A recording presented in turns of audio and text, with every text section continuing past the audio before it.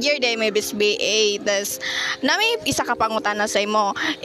Either sa imo if asa ka prefer na language, if English ba or Bisaya. So, unsa imong name? Catherine Silarelia. Ang course nimo? Kanang B.Ed. General Education. Wow, English jud di ba? So, naipangutana si JJ sa imo ha. So, mali mong question, Kat, ha? Okay. If you had a chance to cure all disease, but required the death of one innocent child, would you do it?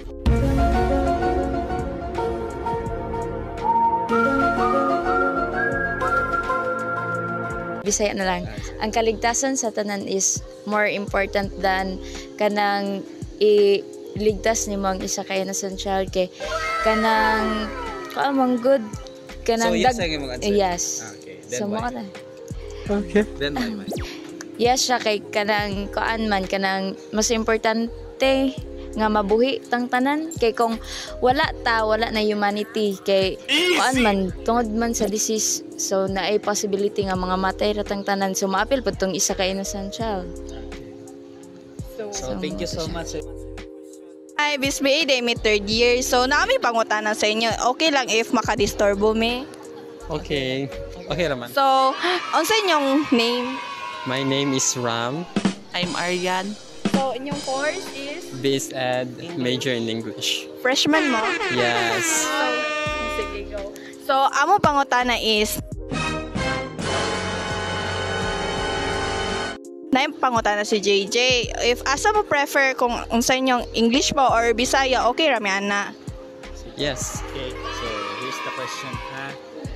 If you had a chance to cure all disease but required the death of one innocent child, would you do it?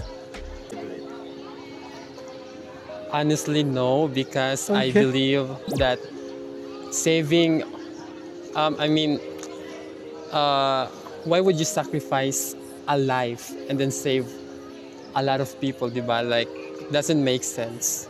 Yes. I would rather save the life of that one child rather than sacrificing on his or her own, because death is inevitable for everyone. So whatever your fate may be, you just have to deal with it. Thank you. Thank you. Thank you. Ikaw, ma'am.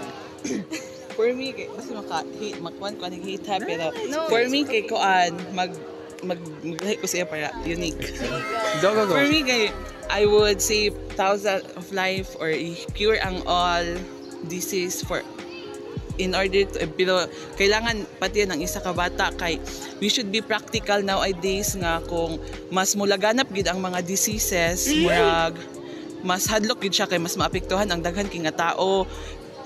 Pero murag kung emotionally kuan gid kas pero kung emotionally kuan bitaw ka nga masakitan ka kung i-sacrifice ang isa ka anak ay isa ka bata murag di wala gyud magbag-o sa atong world og we should be really practical nowadays kay ang mga disease gid kay galaganap gid siya especially COVID-19 or mga other diseases. So thank you so much for your answers. So, more to.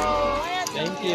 Kung tagaan kag chance makapaulian og sakit pero nag-record siya nga ikapatay sa isa ka inosente nga bata, buhaton nimo or dili? No, kay ang kuan baya ang life sa tao is pinabi na siya ka kuan sa sagrado nga kuan sa Ginoo.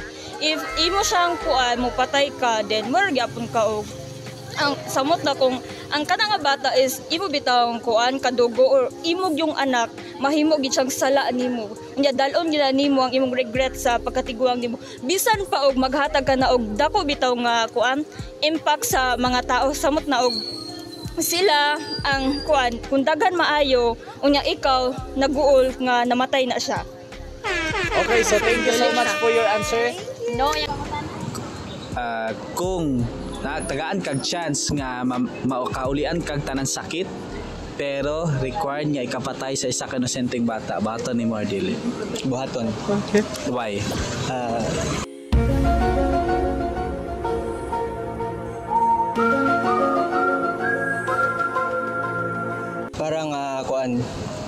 para nga matambalan ang tanan niya mga disease, i-sacrifice ang isa ka kinabuhi sa innocent nga bata.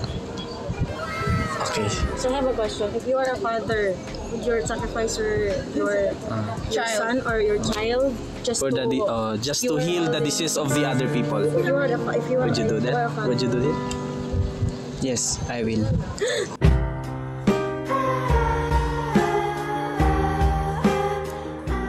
Laka. So thank you so much sa imong answer, no? Thank you. So cut. Na-balance na ta. Bye-bye. Bye-bye, chicken. Bye-bye. Bye-bye, everyone. Maraming salamat po. Hanggang sa muli po.